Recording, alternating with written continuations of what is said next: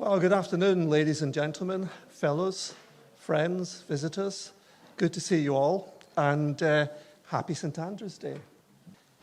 So, this is our annual AGM, as you well know, and we have a drinks reception with food, with nibbles after this.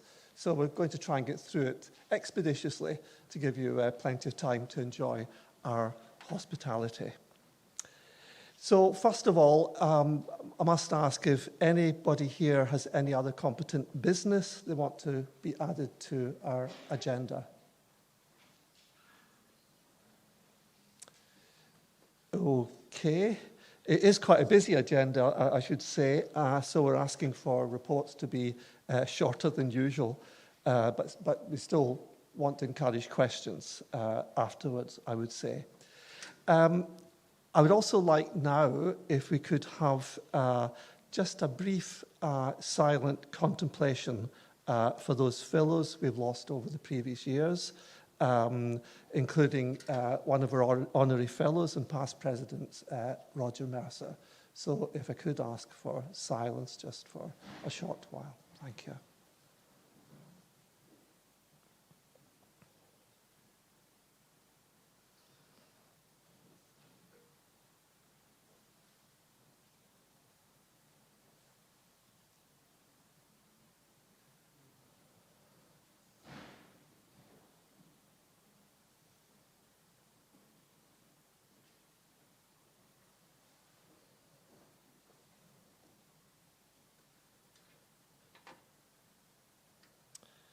Okay, thank you, folks. Thank you for that. Do come in and have a seat. I'm now going to ask, I perhaps should have introduced myself, by the way. I'm David Caldwell, I'm your president. I'm now going to ask Simon Gilmer, our director, to read the minutes of our last lecture meeting. Simon. Good evening and happy St. Andrew's Day from me. There's plenty of seats down the front there, John, if you want them, that's fine. Okay, so the minutes of the meeting of the Society of Antiquaries of Scotland held at 6 p.m. in the Auditorium, National Museum, Scotland, on Monday, the 11th of November 2019. David Caldwell, President of the Society, in the chair. The minutes of the last meeting were read and approved, and the following communications were read. Chris Kuyemans, Abandoned Ship Examining Viking Encampment Across Continental Europe. Megan Caston, Revealing the Governed Stones. Michelle Hay, Identifying Disease in the Viking World. Orla Craig, Landscapes of the Galloway Hoard. Okay, thank you very much. Can I sign that as a correct record of the meeting? Yeah, that looks like yes to me. Thank you very much.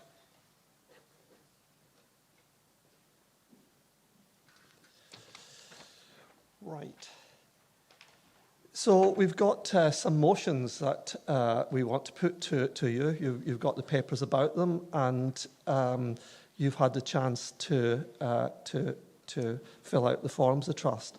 So motion one involves a method of changing changing the law 4, which conditions the way we vote, because we want to introduce electronic voting.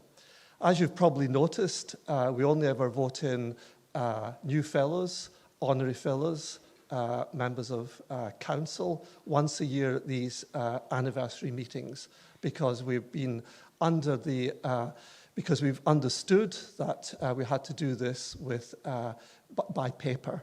And what we want is to have the opportunity, the flexibility that in future we can vote for fellows and others more regularly and do it electronically. That will also have the effect that voting will not be totally a negative affair, because at the moment, basically, what you can do is, if you don't like the application of somebody to be a fellow, you can say you don't want them. But it would be good if we had a system where it's possible to give approbation to people as well. And having an electronic system, I think, would allow us to do that.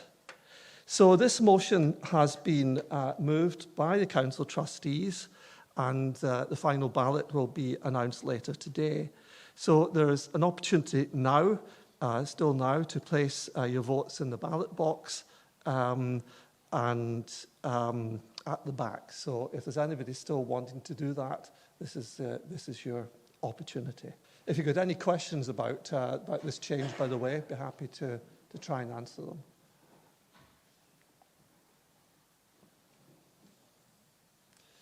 Okay, so motion 2, new subscription type, and I'll call on our treasurer, Stephen, to explain that for you. Good afternoon. For those of you who don't know me, I'm Stephen Carter and I'm the treasurer of the Society. Motion 2 relates to a introduction of a new type of subscription by the Society, a so-called early career rate. And for those of you who were at this meeting last year, you may remember that we had a question from the floor during that meeting where it was suggested that there's a particular difficulty faced by younger fellows, those who are no longer eligible for the student rate, that discounted rate, so they're no longer in their studies. They're a few years on from that, but they're not necessarily in full-time employment, not necessarily in regular employment, but are still trying to get their career launched and keen to stay on as fellows of the Society, but looking at their costs. And the suggestion was it would be very helpful if the Society was able to offer some assistance to fellows in that position to ease them from the very favourable student rate into a full subscription in good time. We took that proposal back to council and discussed it there, and in broad terms we very quickly agreed that this was a sensible suggestion and something that we should do. Now, the determining of subscriptions is something that council needs to seek the approval of fellows as a whole for, so this is not something that we could simply do ourselves. So we're bringing it back to you this afternoon for your approval. So you'll see from the motion paper that you've hope have all read that the intention here is that we offer a discounted rate for those people who are either aged under 31 at the time of election or have graduated within the preceding 5 years of their election. And what this is designed to do is to fit in with the student or young person rate, which ends at 26. So this takes you forward from 26 to 31, or alternatively, for 5 years after you've graduated, if you graduated at an age greater than 26. And you'll see that we're currently suggesting that the rate would be £38, which is between the student rate, which is currently 21, and the ordinary rate at 76. We're convinced that there'll be very great benefits to both the individual fellows concerned and to the Society as a whole. It's absolutely in our interest for people to maintain their links with the Society, and particularly in these early years when they're struggling to get established, and hopefully to set up, as it were, good habits, good connections, and the benefits of fellowship early on in their careers, so that they can then move forward into a long relationship with the Society. We've looked at the potential downsides of offering a discount, because clearly if you offer a discounted rate, you're taking less subscription income. But looking at the current structure of the Society and the number of fellows that we believe could currently benefit from that, we believe the actual maximum cost in the short term is only a little over £1,000 to us. So we think there's very little financial risk in taking this step, and real benefit, because the other thing that figure of £1,000 tells me is we have very few fellows currently in their late 20s, and it's clearly something that we'd like to increase, and we're hoping that what this will do will be one way in which we can encourage these younger fellows to maintain their relationship with the Society. So I'm very happy to take any questions or points from the floor that there might be about this motion.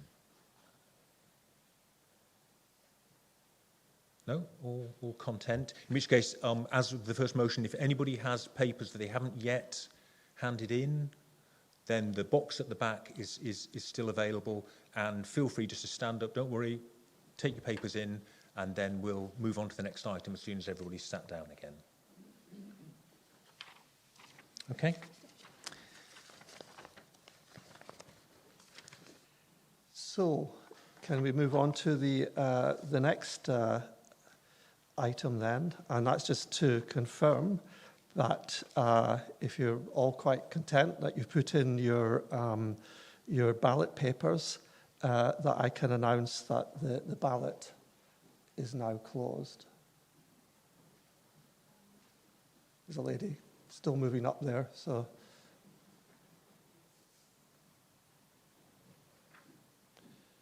Yes, it's now closed, okay. So I think we've got two scrutineers volunteered, Adam Cummings and Julie Holder, who will invite to actually do the counting and let us know the results later on. So thank you very much. While they're doing that, can I call on our treasurer, Stephen Carter, to present the treasurer's annual report. Stephen. Thank you very much, David. For this report, you may find it useful to be able to refer to your copy of the abbreviated counts, single sheet of A4, double-sided, that came out with your AGM papers. I will refer to it, so you may find that useful. So I'm here this afternoon to report on the financial affairs of the Society for the year ending the 31st of May 2019. All trustees of the Society are ultimately responsible for the proper running of the Society's financial affairs. There's a finance committee within the Council which has a particular interest in financial matters, and as Treasurer, I'm the chair of that committee. As always at these occasions, I am reporting almost entirely on the work undertaken by others on behalf of the Society. So it's appropriate just to start with some brief acknowledgement so you're clear about who's actually been doing the hard work in this area. Among the staff, the two people that I would particularly want to note would be Simon Gilmore, the director, and the finance manager, Jan Patterson, who are very much responsible for the day-to-day management of our finances. The other two key players in the finances are our auditors, Henderson Loggy, who provide that independent scrutiny of what we're doing, and you'll see their name on the audited accounts. And also important, our investment manager at Investec, who has the responsibility for the safe investment of our reserves. And finally, I'd like to thank the other members of the Finance Committee for their work with me during the year. Turning now to the abbreviated accounts, I want to talk a little bit about the document itself and then raise one topic that comes out of that.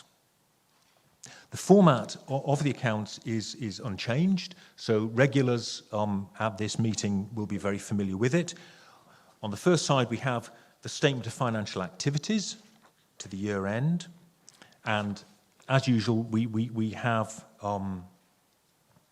this 5-column presentation of the figures. So we have the breakdown in the first 3 columns of 2019 between unrestricted general funds, unrestricted designated and restricted. They're then totaled in the 4th column, total 2019. And then finally in the 5th column, we have comparative figures for 2018. And on the back, the much shorter table is the balance sheet, and then we simply have a 2-column presentation with where our assets are in 2019, and then comparative figures for 2018 as well. Looking first at the statement of financial activities, and going, I suppose, first to what is the literal as well as the proverbial bottom line, I think if we look at the total for 2019, which is the 4th column, you'll see we have a figure there right at the bottom of just over £2.1 million. And the thing that is immediately obvious there, if you look at the 2 figures above that, is this very large positive net movement in funds of over £800,000. Now, this dramatic change entirely reflects the receipt of a substantial legacy from Dr. Virginia Glenn, who I'm sure many of you will remember died in December of 2018. Now, she very generously left her estate to the Society. We don't yet know the precise value of that estate, but it's been estimated for the purposes of these accounts at a little over £800,000. I will return to that legacy later in my report, but for now, we actually need to extract this exceptional item from the statement of financial activities in order to better understand the Society's other finances for the year 2018 to 19. So it's perhaps worth just noting where the legacy appears in the statement and how it affects the overall results for the year. And so if you want to refer to your statement of financial activities, you'll see in the first column, that is the unrestricted general income section, you'll see 4 lines down, legacy £809,000. And that's obviously having a very great influence on the total income at the bottom of that first section, where the total income of over £1 million. In fact, if you exclude the legacy, we actually have a total income of closer to £270,000. So a very big influence on total income. And what that does, if we go down to the bottom of the unrestricted general column, under the net income over expenditure, very close to the bottom, 5 lines up, where you'll see a figure of £751,000, a positive figure, so a net positive income. Clearly, if you take £800,000 out of that, you end up with a figure closer to a negative of £50,000. So enormous change there. And similarly, if we go across to the total figures for 2019, in the 4th column, you again get this same effect, where the legacy of £809,000 is affecting total income, registering at 1.4 million. In fact, total income is only £630,000 if we exclude that legacy. So it is having a very large effect on the total numbers that we're seeing in this. So if we set this generous legacy aside, how has the Society performed in the past year? As I said, if you look at unrestricted income, we actually have a net deficit for the year of £50,000. Now, this is very much in line with the budget set by Council at the beginning of the year, where we plan to draw down this amount from our reserves to fund our activities during the year. So from my perspective, this is very much in line with budget. If we look at the restricted income in the 3rd column, we see that there is a net surplus at the bottom of £43,000.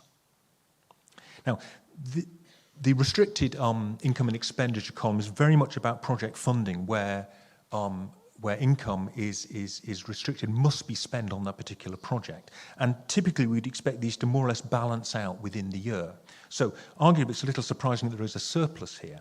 However, I don't expect anybody to remember, but at this time last year we reported a very similar sized deficit in the restricted funds. And at that point, we predicted that that would balance out, and the auditors had reassured us that that was all fine. And indeed, this is it balancing out for this year. So again, I'm very comfortable with the overall outturn on restricted income.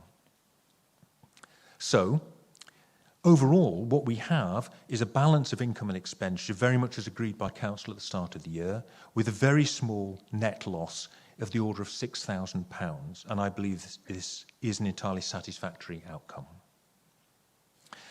Moving on very briefly to the balance sheet, which is on the reverse of the page, it's worth just noting that the legacy that I've already referred to appears in the balance sheet in the debtors. So if you look in the 2019 column, the first column, and you look at the 4th figure down, you'll see that we have over £1 million of debtors, compared to 2018, where we only had 150,000.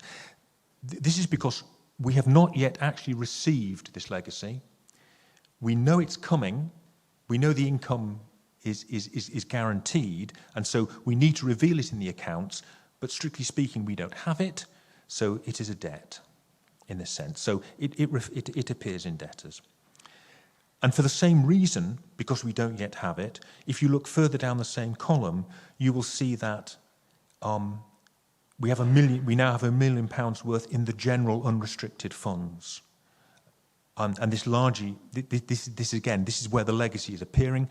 When the funds are actually transferred to us, they'll be assigned to the unrestricted designated funds and therefore will appear in the next line down. But again, for the moment, they're there in the general funds. I hope that for anybody interested in these aspects of the balance sheet, that explains those big movements in the funds. That's all I want to say about the abbreviated accounts. Clearly, I'm welcome any questions you have at the end of my report, but I do now want to move back to the legacy and just discuss some of the implications of it for the society. I believe this is the largest single sum the society has ever received, certainly in recent times and possibly ever. I've not managed to find out what the original value of the Rhine bequest was, but nevertheless, it is a very substantial sum and one that very much compares with something like the Rhine bequest. So it's a very important moment for the society. It will immediately increase the value of our investments by 70%, from 1.1 million to 1.9 million. We expect to actually receive the funds in instalments during the present financial year, and they're going to be added to our existing designated investment fund managed by the society by Investec. So in the very short term, the legacy will begin to generate investment income that can help to fund our activities. However, what are the implications for the society in the longer term? We've benefited greatly over the years from the existence of a substantial investment fund accumulated over the long history of the society. This has provided us with financial independence, a protection against short-term cash flow problems, and a regular source of income. These are all points in favour of accumulating funds. But how far does this take us? How much do we need to secure financial independence, and what is our cash flow requirement? We have addressed these questions a few years ago when we established a reserves policy for the society. And this states that we should hold between £100,000 and £200,000 in reserves to ensure that we can respond to short-term financial shocks. All of the funds the society holds should be designated for a charitable purpose. Currently, this is the designated investment fund. It has a value of about £900,000 and generates a little over £30,000 of income per annum for the society. In recent years, our budgets have been devised based on the assumption that the investment income, the £30,000, would be spent, but the invested capital would be preserved. However, with the addition of the Glen legacy, the designated investment fund will rise to 1.7 million, and at current rates of return, this would yield an income of the order of £50,000 or £60,000 per annum. Is this a good state of affairs? Clearly, we'll benefit from an increased annual income, which would provide secure long-term funding for our charitable activities. So the larger the investment fund, the more income we generate. But there are negative consequences if we simply persist with this strategy. Other organisations may become increasingly reluctant to support us financially. Why fund a charity that is sitting on millions of pounds of investments?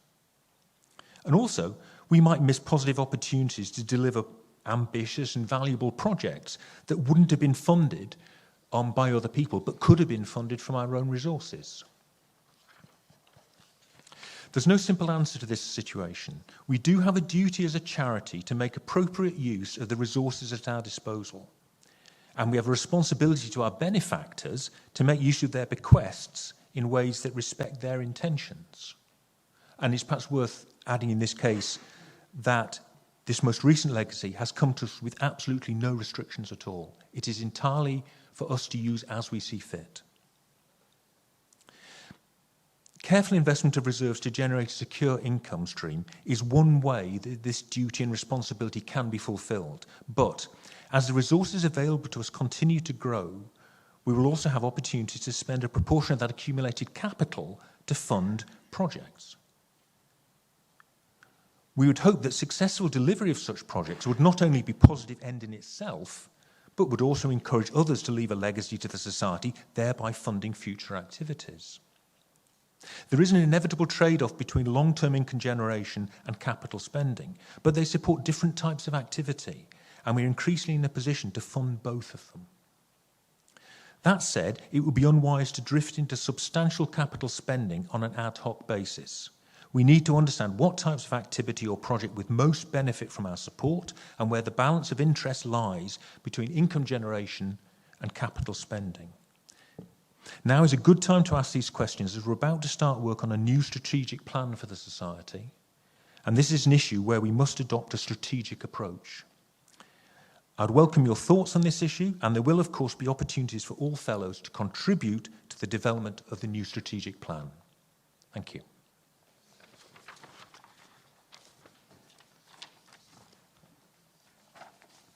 Thank you very much indeed, Stephen. And thank you for all your work with your colleagues and staff over the year. I mean, we really, really appreciate the amount of effort and good sense that goes in. But this is an opportunity for any questions or comments on the Treasurer's report.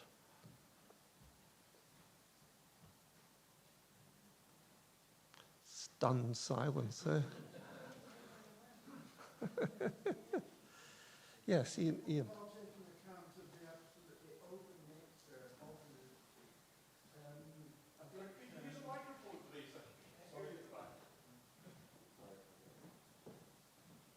Yeah, sorry, we'd planned to have a roving mic and we forgot. Sorry.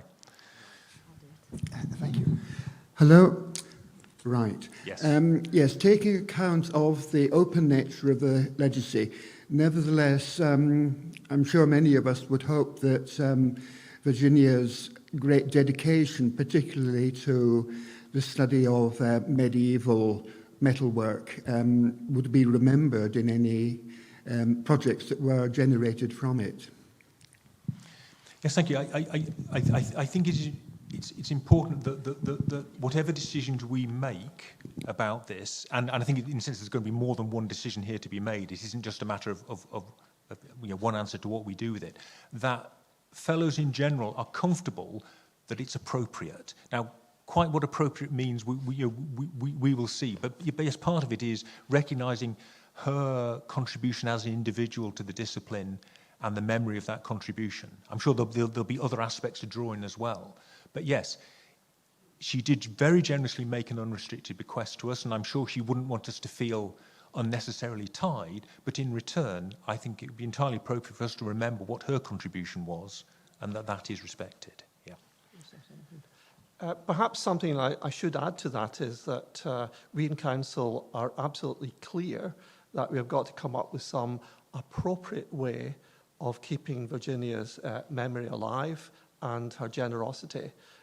We've discussed some ideas. We haven't got anything quite we can give you this afternoon, but that is a given, that there will be some appropriate memory of this.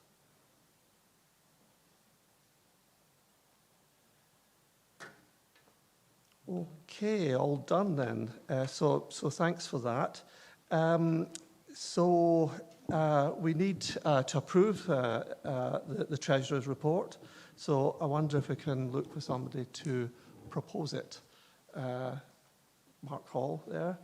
And we need a seconder. Helen there. And just a show of hands, just to show that you agree. Great. Thank you very much indeed. Thank you. So we come on to the Director's Annual Report, so I'll invite Simon to present that to you. Thanks.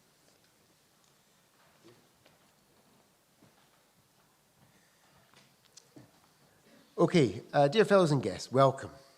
So yes, you know, my name's Simon Gilmore. I'm the Director of the Society. I know that we have a full agenda. In fact, actually, we're running a bit ahead of time, but I'm not going to jinx things. I'm not going to jinx it. So I'll keep my report brief, but you will have the opportunity, obviously, to quiz me afterwards during the drinks. And the full statement of financial affairs and so on for the previous financial year are already online on our website, so you can go and look at that anytime you like. So, is this working? Yes. Our broad remit is defined in our Society Charter of 1783, which we have honed through the strategic plan. And this year we received, after petitioning Her Majesty, a supplemental charter, which removed a £1,000 purchasing restriction in the original charter and has added 2 clauses which bring the society governance more in line with modern standards. The original and the supplementary charter are both available for viewing in the society offices. There's a text of them online as well, and we hope to display them in a more accessible location for our 240th anniversary next year. I'm very pleased to report that the recent calls that we've made to fellows to help us increase fellowship numbers is starting to bear fruit. Tonight, all things being equal, we hope to have exactly 170 new fellows elected, the most since 2004. In addition, the 2 motions are aimed at further removing barriers to fellowship. And with each of you introducing just one single new member each year, we will soon reach our initial target of 3,500 fellows, which will in turn improve the sustainability of the society. I would like to formally thank fellows for the generous donations and bequests given to the society over the past year. These include continued funding from fellow Sir Angus Grossart, who has supported the professional recording of our events for 5 years now, and indeed this event tonight is being recorded. And this is something that enables everyone to benefit from the expertise and knowledge shared at these events. Investec Wealth and Investment and Lyon & Turnbull continue to welcome our fellows to their premises for events, and we thank them for their support and encouragement. We're also immensely grateful to AOC Archaeology, who have signed a multi-year sponsorship deal for the Rhind Lectures, and of course Historic Environment Scotland, who continue to support events like the Archaeological Research and Progress Conference and projects like Dig It and Scarf, and many of our publications. I also want to mention the legacy given to our society by our late fellow Dr. Virginia Glenn, as mentioned already by the Treasurer. This is a very welcome gift and one that will aid the society enormously in delivering its charitable objectives. I hope that her foresight will encourage others to consider the same. I cannot overemphasize how important these gifts are in helping the society to continue to promote and further the understanding and conservation of Scotland's past for the benefit of all. Please consider the society a charity worthy of your donation. Our Edinburgh hallmarked solid silver pin badges continue to sell steadily, and we're considering producing society ties and silk scarves in time for the 240th anniversary next year. So I just wanted to test this out. How many of you, show of hands, might be interested in purchasing said tie and or scarf if they did become available? Show of hands? If we made a society tie available? Scarf. And yes, scarf, silk scarf. Well, quite obviously, both the tie and the scarf would be incredibly tasteful. In fact, we may even have a competition for a design or something like that. Yes? Yeah? Okay. That's an extra one. Okay. That's interesting. It's not everybody. But I think there is, it's not a scientific poll, obviously, but I think there is a market out there for that. So we will investigate that and see what we can produce for our 240th anniversary. Remember also to take advantage this evening of the book stall. We have some excellent bargains tonight only. They make an excellent Christmas gift. All proceeds, of course, from sale of badges and ties, scarves, anything we can sell. All of that money goes straight back into helping the society and supporting the work we do. Our lectures last year have been excellent, even if I do say so myself, with about 2,000 attendees coming to hear about a wide range of topics, and an excellent series of Rhind lectures by Honorary Fellow Professor David Breeze, whose book of the Rhind lectures flew off the shelves during the presentations.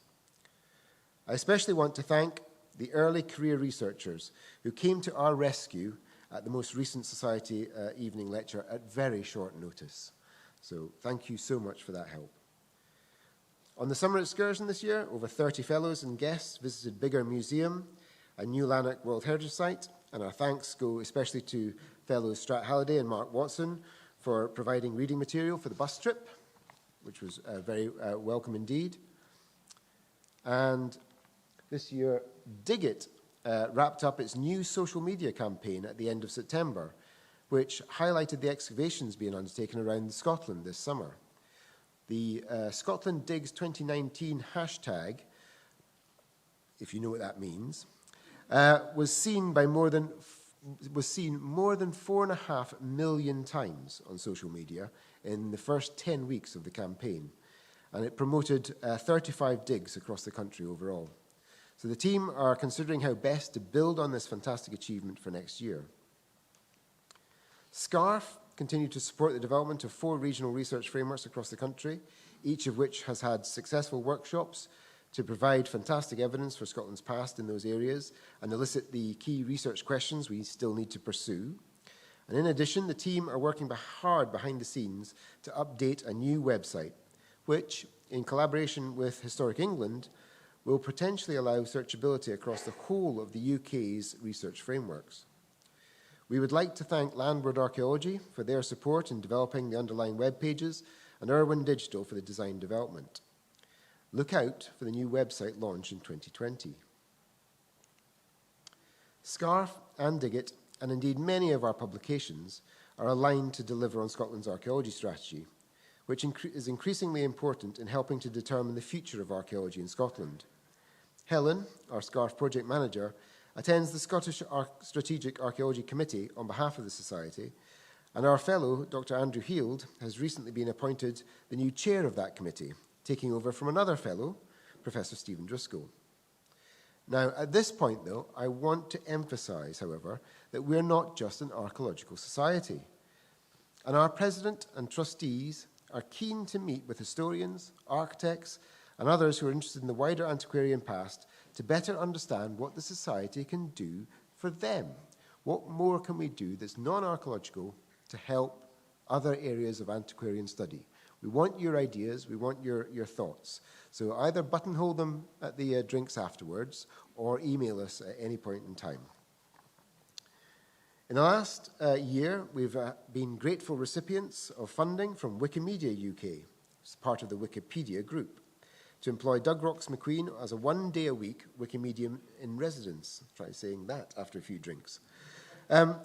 The aim is to provide the Society with the tools to help promote open access dissemination of information about Scotland's past. The 2 recent Wiki editathons, where fellows volunteered for training on how to update Wikipedia, were very successful. And the most recent, organised between Digit and the Wikimedian with Edinburgh Libraries, resulted in pages on female antiquarians viewed over 55,000 times in just 2 weeks.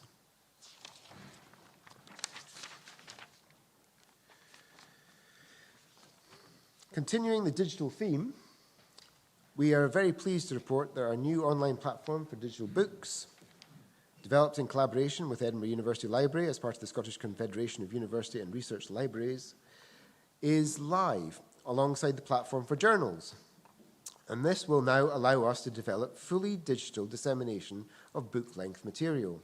But it also provides the opportunity to provide open access to out-of-print books. And the first 2 books put on the platform are Port Mahomet, which has seen about 1,000 downloads already, and given that we only produced 400 copies of that book initially, it gives you an idea of the sort of increase that you can get through digital dissemination. And the Scottish Antiquarian Tradition, which is the history of the Society brought out on our bicentenary, which also has had over 500 downloads.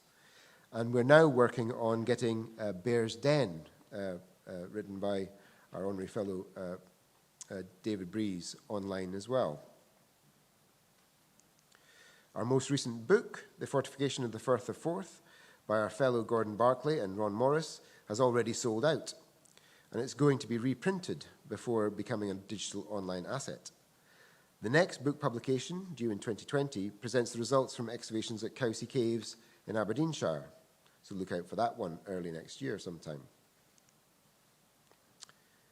The Grants and Awards Committee were able to offer even more than last year in grants, totalling over £24,400. And our funding is available to conduct all sorts of research related to Scotland's past. And the slide behind me illustrates the wide-ranging nature of recipients' research this year, from archaeological excavations to historical projects. And I can report that as of today, literally this morning, the Edinburgh runestone has finally been installed at 50 George Square. We're not quite finished yet. We still have the new interpretation board and an online resource to create, but the end is now finally in sight. So, this is just showing some of the runestone in its original location, lifting it out, taking it to the conservation labs, and then reinstalling it back at 50 George Square. And there it is, in all its glory. So I must thank all our colleagues and collaborators, AOC Archaeology, the City of Edinburgh Council, Dr. Alan McNiven and the Estates team from the University of Edinburgh, Graciela Ainsworth Stone Conservators, the National Museum Scotland, who are now the new owners of this lovely stone, as well as the patience and support of Edinburgh World Heritage Trust, the National Lottery Heritage Fund, and the Scottish Society for Northern Studies, Mats Coben from the village where the stone came from in Sweden, and other benefactors who wish to remain anonymous. They've all helped make this happen. A formal opening is planned for 2020, so we will obviously be keeping you informed of that in due course.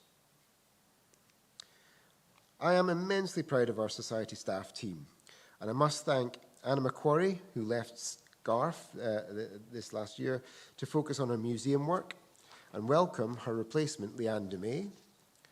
Julianne McGraw has returned to Diggett from her stint at National Museum Scotland, and Kate Bailey has joined us as Publications Officer, while Charlotte has reduced her hours for a year to pursue medieval art at Edinburgh University. That is right, isn't it, Charlotte?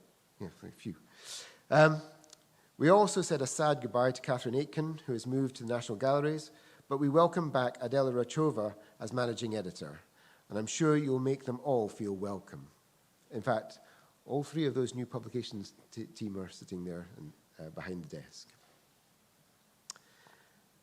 So, can you and or the organisation you work for support us financially?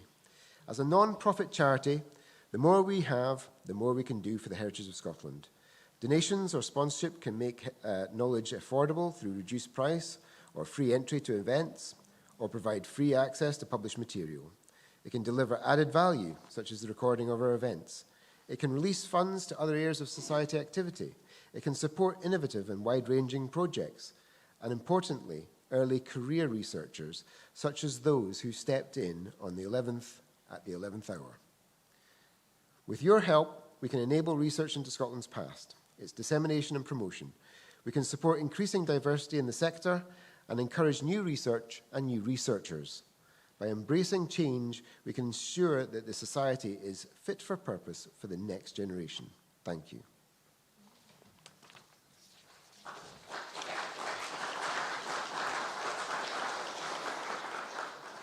Thank you very much, Simon. So this is your opportunity if you have any questions or comments for Simon. And before I do that, let me just say that Simon very modestly didn't say how much he had contributed to the whole runestone project. He was a man who saw that there was something that needed done, and patiently and over a long period of time got everything in place to get the stone where it now is. And I think it's been a tremendous effort, and it's one of the things which I think this society can do. We can actually take on initiatives of that type. We're not thorough to anybody in particular.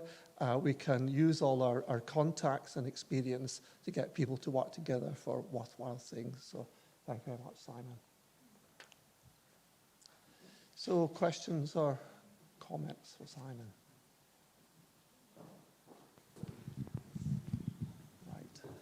Hi. Given recent shocking events at meetings of the Society of Antiquaries of London and the Society of American Archaeology, and at the recent Marsh Archaeology Awards in London, what assurances can the director give fellows that that no one who assaults, abuses, intimidates, or harasses women, children, or indeed anybody else is made unwelcome at society events? Well, thank you very much. I don't know how many people know what's been happening elsewhere, and it was probably too long a story to go into, but I can assure you that we take those issues incredibly seriously. You'll have seen tonight, for example, just on the rolling slide, we're introducing notices to anyone who attends our events that we have a zero tolerance policy for anybody abusing anyone in any form, and particularly at our society events. One of the things that we are hoping to do, actually, is perhaps join up with yourself, Mary, and others who are interested in trying to advocate much greater diversity in this sector, trying to encourage more. I'm very aware, by the way, that we're talking from a platform of 3 men speaking to you this evening, but recognizing that we have an immense value of female fellows and members of our body of trustees who have agreed again that they wish to have equal representation of male-female on their board, which they've basically achieved already, I think, ahead of target. So please, you take my word for it. This is not something we would ever condone.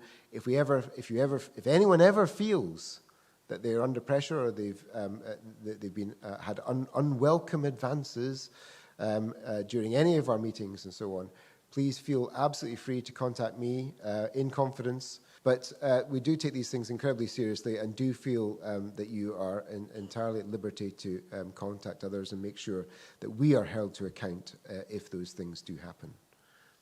Does that answer your question, Mary? Just jump in. Yep. Perhaps I could just add a little to that as President and assure you that we as your elected council have looked into such matters at our council meetings and do take them very seriously.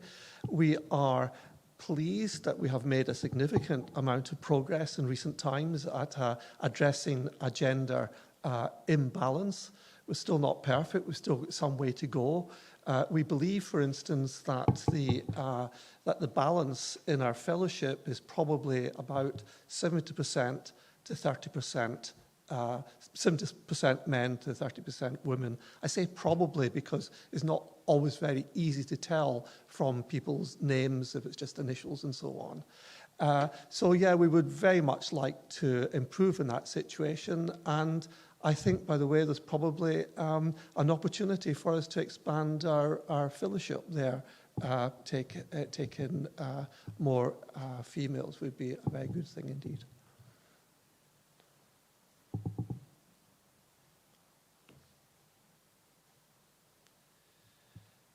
Okay, so moving on then. We have to approve Simon's report. So can I look for a proposer, please, for Simon's report? Jennifer Scarce. And a seconder.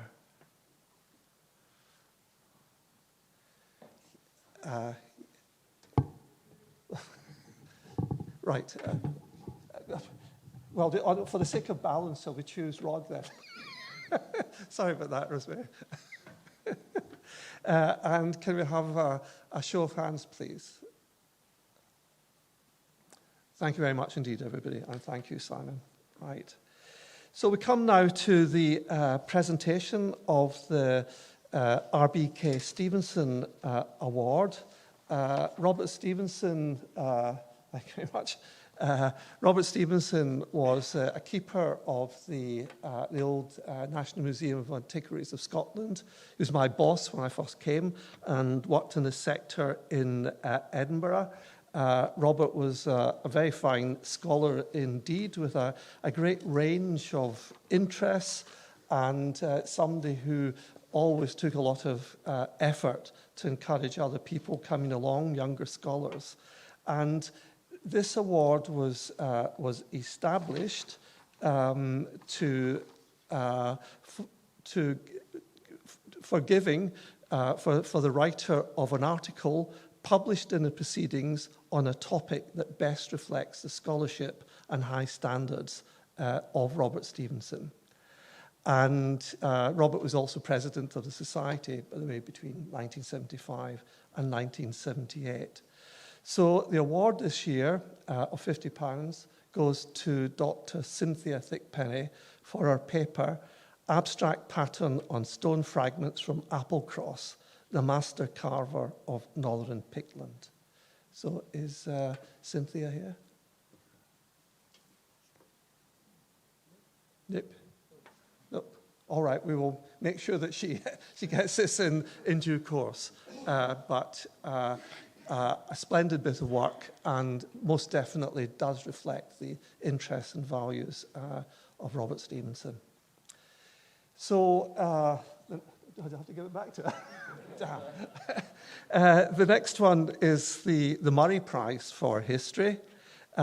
This is a prize that recognises original research published by the Society into the history of Scotland in the medieval and or early modern periods. And we're talking basically about the period from AD 500 to about 1700.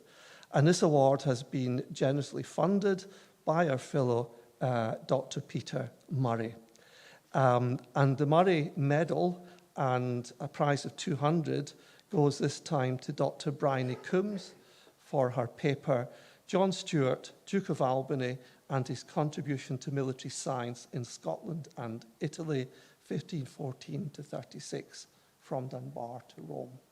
So is Bryony here? Hooray.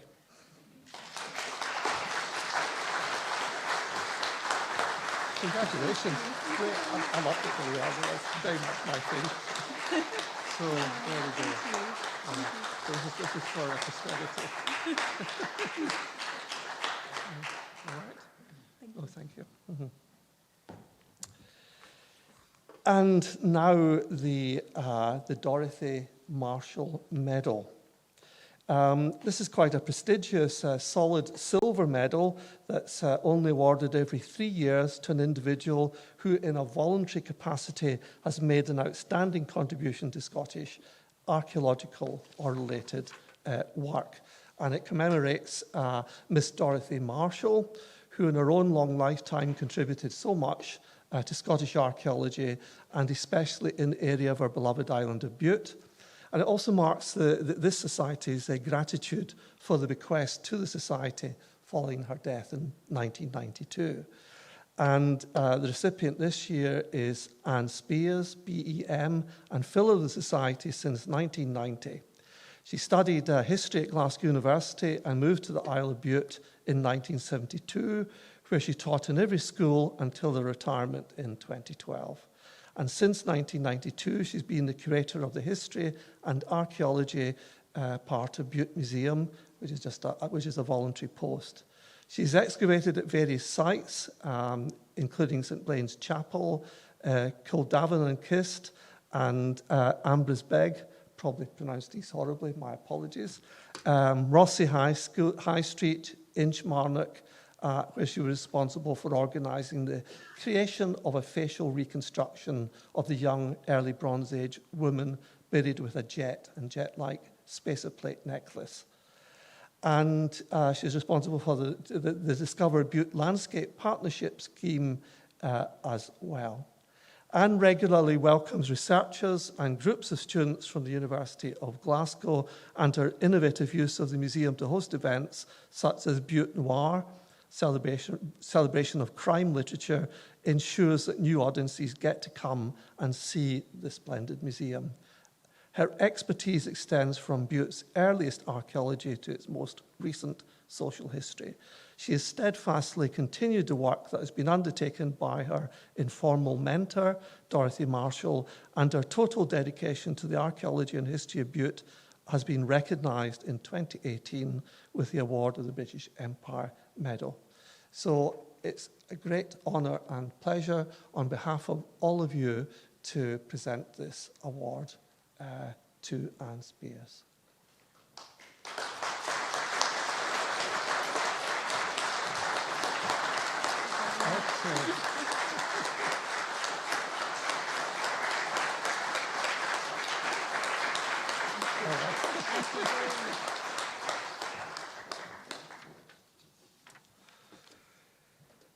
Right. We now come to the results of the ballots. And first of all, there was a ballot for the new fellows. Just looking at them as... start again. We've got the ballot for the election of office bearers and councillors. Should we do that first of all?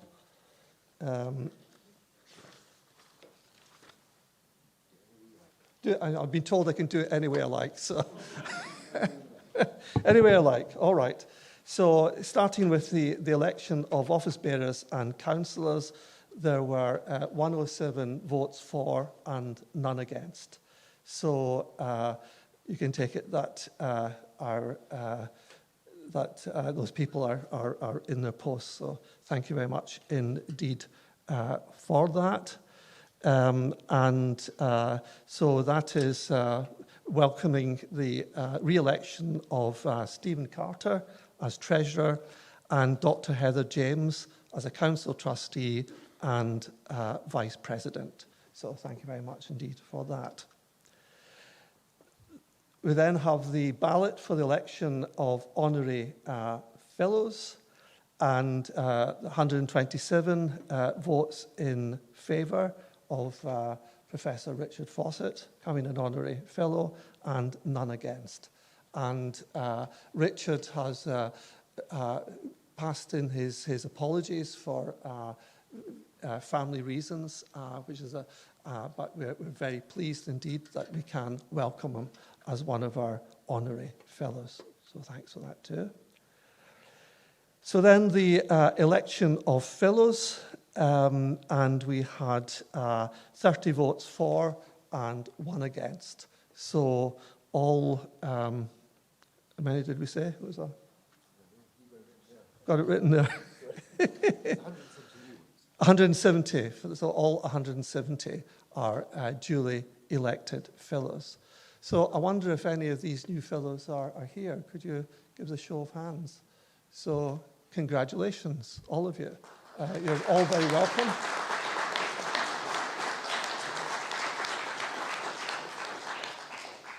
And could I ask all of you at the end of the proceedings, before we move on to the drinks, if you would all come forward here so we can get a photograph of you all together. Promise it will not take too long.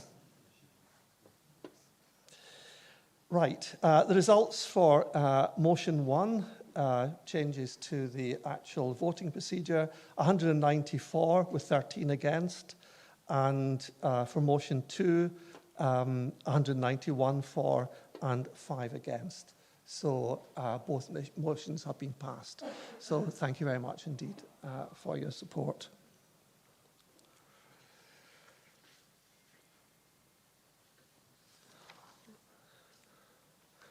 Okay, so that gets to the, suppose me then, the President's address.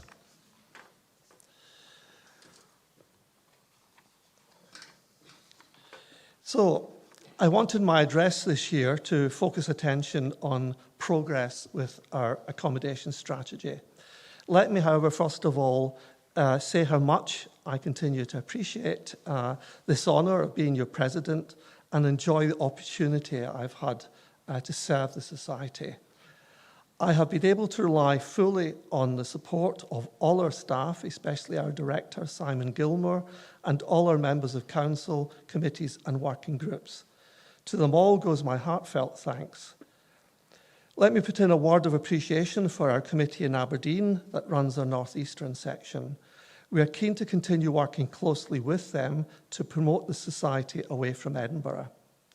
I wonder too if we've got any fellows here this afternoon from further afield, from perhaps North America or Australia, where we're building up support.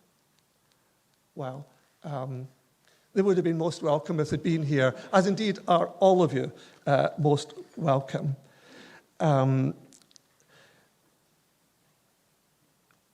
We are very pleased that we're getting continued support and participation from all parts of the country, and indeed as far away as Australia and North America, in what we do and what we stand for. And I extend a particularly warm thanks to our honorary secretaries, Hope Veer Anderson and James Donaldson, for all their work abroad on our behalf.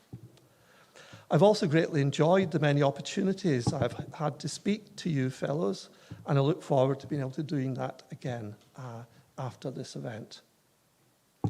So I've told you on previous occasions that Council, your elected representatives, regards moving our staff to new premises to be a priority. We occupy rent-free offices provided for us by the National Museum of Scotland. The museum has been very generous to us, and individual members of museum staff have always been helpful and supportive.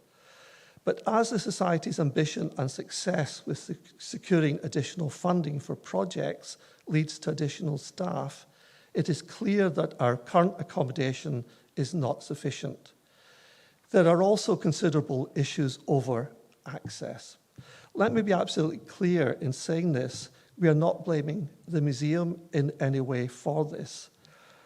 The Society's Council as a whole has been fully involved in progressing our accommodation strategy, and has taken the view that the status quo with regard to our office space and facilities is not an option.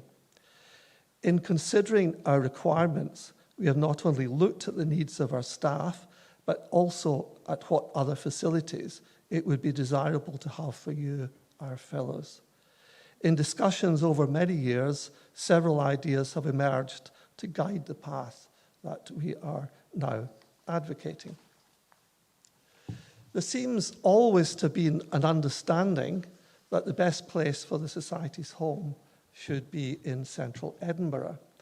But as Simon has noted, we are keen that we should not just be seen as an Edinburgh or merely an archaeological society, but as a national, indeed international society of fellows interested in all aspects of antiquarianism as it relates to Scottish heritage.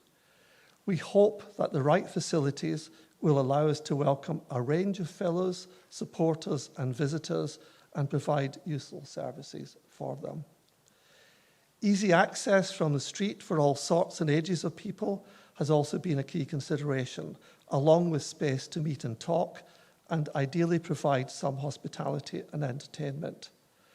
While a lecture theatre for large events might seem desirable, we have not seen that as a great priority, as such facilities seem to be readily available in Edinburgh. In securing office space for ourselves and other facilities for fellows, we've been hoping to create a heritage hub that would also provide space for like-minded bodies, allowing us and them to increase our appeal, to participate more in joint activities and share costs. Informal discussions have already been held with other appropriate organisations, and we are encouraged to think that there are real opportunities to share. So what is the path we are now advocating? It is to acquire a property for our own use, which may also have space available for rent by other heritage organisations in the centre of Edinburgh. We have considered options to rent office accommodation for ourselves and looked at various properties that were either on the market or about to be made available. We now have one building that seems to meet all our criteria. We have had it surveyed and invited input from a conservation architect. We believe at this stage that this building is affordable, that work necessary to adapt it for our use would be within our means, and that we would be well able to pay for occupying and using it in the years ahead. Now, at this point, I'd hoped I would be able to announce which property I'm referring to. As much to my regret as no doubt yours, I have been advised that it would be unwise at this precise stage to say more. What I can tell you now is that all our fellows will be fully informed of progress, probably through information on our website, the release of newsletters, information meetings and site visits, all as soon as possible. We will be looking at how we encourage greater participation from several of you, perhaps in informal support groups and through the provision of the professional expertise that we know several of you have. I would be happy to hear of any views or ideas any of you have on such matters. I do hope that I will soon be able to tell you more, and you will be able to see that we have a very good option to take the society forward. I will be happy now to try and answer at least some questions, and I and other council members and members of staff will be here afterwards to chat. And perhaps other council members could show themselves so you got some idea of who you might buttonhole later on. We've got Ian, we've got Hector here, we've got Sally. Okay, so thank you. And you've got me and obviously Simon and Stephen to talk to as well. Do get in touch with me directly and or Simon Gilmer if you feel you have specific things you would like to offer or feel you can make a particular contribution. But I would be happy to try and do my best now to see if we can just tease out a bit more to help you with this. So thank you very much.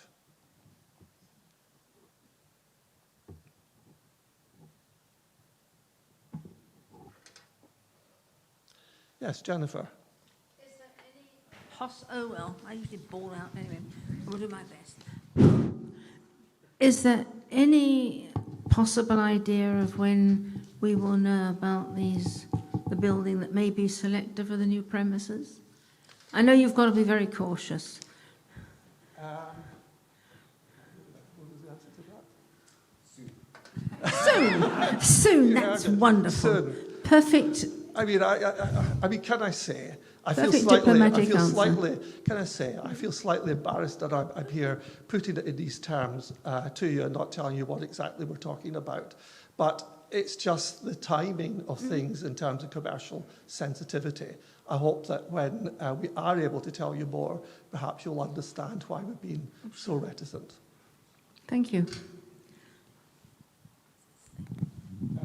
Yes. Can you wait?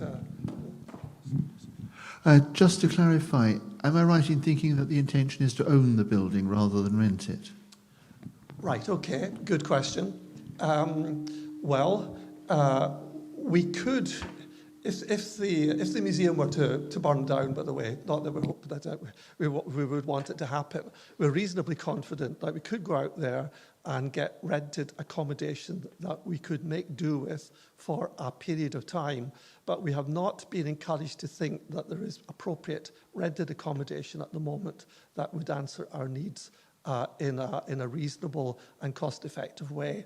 The option that I'm dangling at the moment is the possibility of acquiring a building which would be ours, and yes, that might mean paying money for it, possibly a lot of money. It might mean that there are other options, ways of raising grants.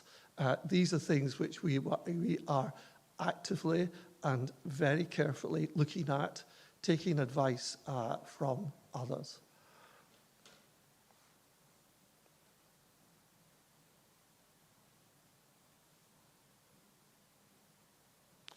Right, okay.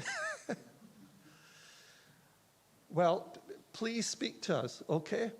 Please chat to us, and I look forward sometime reasonably soon that we could have a much more interactive discussion.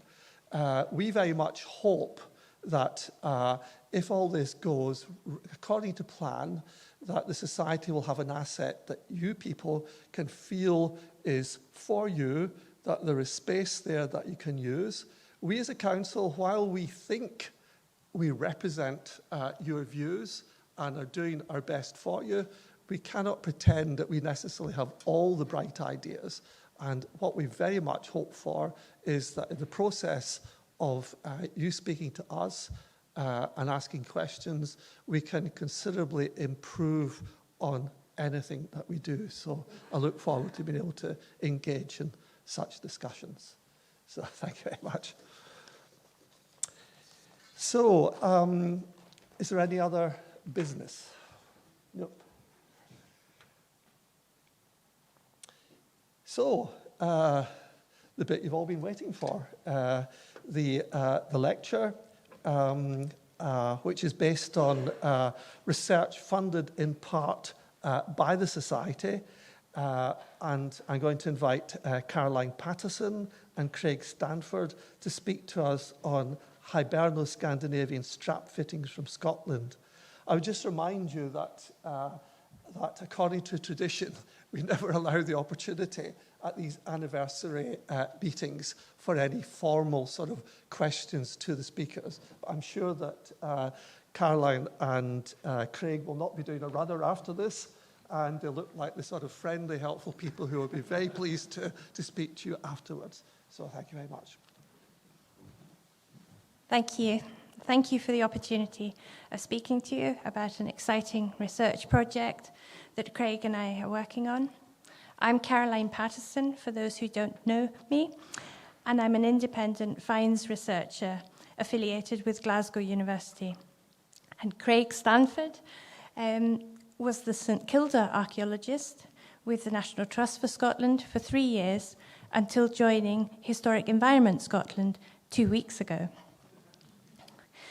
Craig and I met in 2015 at a Scandinavian Studies lecture in Edinburgh when I presented a paper on the cemetery of 6 Viking burials from Cumwhitton in Cumbria, after which Craig asked if I was still working on a series of 9th, 10th century Hiberno-Scandinavian strap fittings represented within the burials, which I was. From the way he described and sketched the series, I sensed he had a real understanding of these artifacts and agreed to meet to discuss his master's proposal. This became an excellent study, complete with catalogue, which looked at the morphology of the Boss and Roundel series, which number more than 100, and for which Craig was awarded the first Marquis of Montrose Prize for the best master's dissertation in Scottish Studies in 2015. With his master's complete, we decided to work jointly on this project, which brings us here today. We're going to be doing a bit of switching back and forth. So thank you very much, Caroline, for that. And can I say what a pleasure it's been working with you. I've learned so much over the years. So hello, yes, I'm going to introduce the group there we go. I'm going to introduce this group of late 9th, 10th century strap fittings. It's quite diverse and a distinctive group. They vary quite a bit in size and in form, and they include buckles and strap ends, very occasionally mounts as well.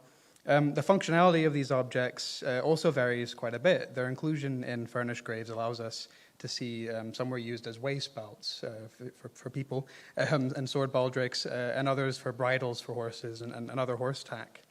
As you can see, the shape changes quite a bit across the group. However, the most important linking characteristic emerges in the form of the objects rather than the ornamental details specifically. So the primary feature which defines the group is the use of hemispherical domed boss-capped rivets and their associated incised roundels. So even where the rivets and the bosses don't survive, or where they've been phased out, such as the Dublin example on the screen, a clear stylistic reference is made to the concept of these bosses. The entirety of the group is constructed from base metal, and there are distinct subgroups which have been cast, and some have been made from sheet metal or a combination of the two in a few cases. The boss and roundel scheme is often paired with ornamental borders along the edges of the strap fitting and central panels containing commonly interlaced, but sometimes more simple decoration. So between Caroline and myself, as she said, over 100, it's actually quite near to 140, I think, examples, mostly from Britain and Ireland, but also with a few small numbers from Iceland and Norway, and mostly in graves. The artifacts belonging to this group have been discussed in print since the 1960s, but not often with great detail, and usually just drawing parallels to other well-published group members. There was a significant number which were unpublished, and Caroline identified many of them in the 90s. So although some fittings are clearly from the same workshop, I think it's very interesting that no two examples outside of a set have the same exact ornamental scheme. So, the majority are individually incised, and I think really spoke to the both of us that they're very personal objects. No one is a clone of the other. So the form and style of this group is quite distinct from other early medieval strap fittings, both in Scandinavia and in these isles. So where do they come from? We have a few ideas over the years. Thanks to the social media efforts of the excavation team at Vindelanda, I spotted this amazing Roman cavalry strap junction, and the similarities in form were just too close to ignore. At first glance, it's got that sort of narrow waist which expands to accommodate a paired boss cap rivet, albeit the rivet's slightly different, and it's a little bit stubbier maybe. But upon closer inspection, you can see that there's a parallel in these cast bands near the terminal loop, which maybe comes out clearer in the illustrations there. Likewise, with the distinctive wee flares projecting from the corners of the roundels. So you can see just bits there, just bits right up there. Side by side, I think the harness fitting from Newstead, the Roman fort, and the harness fitting from Knockiduni Manxnor's grave, it's quite striking in similarity. And I think it does make a strong case for Roman military horse tack as inspiring or providing the prototypes for our group that we're talking about tonight. However, we don't yet have the answer as to how to bridge that 700-year gap. That's a bit of a big one. Was this a form of horse equipment that was revitalized maybe as part of the Carolingian Renaissance and brought on the continent and brought to these isles, perhaps by the Scandinavians or others? Perhaps there are metalworkers in these isles who took inspiration from the Roman sculpture or from finds looted from Roman forts in Britain. So we've got a bit of work to do here, and well, we're always happy to talk about it. We'd love to hear your thoughts. So while the form may be ultimately derived from these Roman fittings, the composition ornamentation across the group is entirely insular. The unusual construction of a few of these fittings with cast and engraved front plates and sheet metal back plates can be paralleled with the carrying straps for insular house-shaped reliquary shrines. Other similarities can be seen in the Bologna shrine straps, dated to about 800, which also have zoomorphic terminals located just beyond a roundel. You can see in the detail there on the screen. And it does include stylistic features such as the comma-shaped eyes and hatched snouts, comparable to the Kildonan buckle plate on the right there. There's a number of decorative elements across the group which can be closely paralleled with ecclesiastical manuscripts and sculpture. I particularly like this similarity here between the zoomorphic terminal of one of the Killorn Bay fittings and this tiny detail from the Book of Kells. I think it's very, very remarkably close. So given these parallels, it's quite possible that elements of our group have ecclesiastical ancestry as well.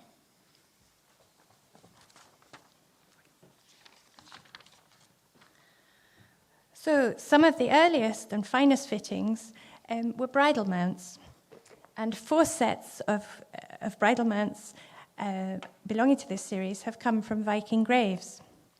The insular ornament on these suggests that they may have been manufactured in a monastic workshop for an ecclesiastical mounted elite, an idea developed from not just the use of interlace, but of the prominence given to the lozenge motif, symbolizing Christ, the Logos or Word of God, on the Killorn Bay mounts on the left of the screen. The classical imperial ideal, particularly with regard to horse furniture, appealed to the Vikings. But how they came by such bridal sets, we can only guess. Craig and I presented a joint paper on this aspect of power dressing to the 8th Insular Art Conference, which will be published early next year. Thanks. High-status Vikings, and usually in this case both women, the neap set on the left is from a female grave, and men, in the case of Oldham on the right, appear to have liked these fine, multi-bossed, insular waist belt fittings, which evolved from the earlier bridle fittings, despite being rather impractically long, thin, and bossed. Perhaps their form encapsulated an association with the mounted elite, and a set of spurs also accompanied the Oldham burial, an exciting recent discovery from the east of Scotland, which we will see as an unusual outlier to this series from the Irish Sea area. Although of insular origin and manufacture, these fittings were very popular with the Vikings in the Irish Sea area, becoming a marker of the emerging mixed Hiberno-Scandinavian identity. On the top right hand, you have the fine Dunmore Cave set, which came from a probable Viking hoard. But these fittings are more frequently found within pagan Norse graves, particularly from the Western Isles. As a result of our research, we are now able to identify a few such finds from Scandinavia, including this recent example in the bottom right-hand corner from Iceland, possibly belonging to a Hiberno-Scandinavian settler, and recent isotope analysis raises the possibility that this man had an Antrim childhood. I recently studied this beautiful example of the group, which came from a rabbit cast back in 1994, alongside the early medieval chapel remains at Aschig on Skye. Although it has a medieval look to it, all its stylistic features are paralleled with other specimens within our group, so it probably dates to the early medieval period. And although of insular craftsmanship, could possibly indicate the presence of a Viking grave at this site. This last throwaway comment, of course, made it into the press release for its display in a new exhibition in Portree. These fittings have not just been recovered from Viking graves in the Hebrides and areas bordering the Irish Sea, but also there are approximately 15 examples from Viking Dublin itself, which was a probable manufacturing centre for the type. There is also a buckle, a very fine buckle, belonging to the group from Whithorn, one of the few known Viking trading centres in Scotland. Although the ornamental repertoire of the series is insular, one particularly popular form of interlace, the lozenge and slash contained within closed loops, as seen on the left-hand examples from Killoran and Knocknagal, both in Colonsay, bears an uncanny resemblance to the registers of interlace on a group of high-status Scandinavian bridal fittings attributed to the contemporary Boris style.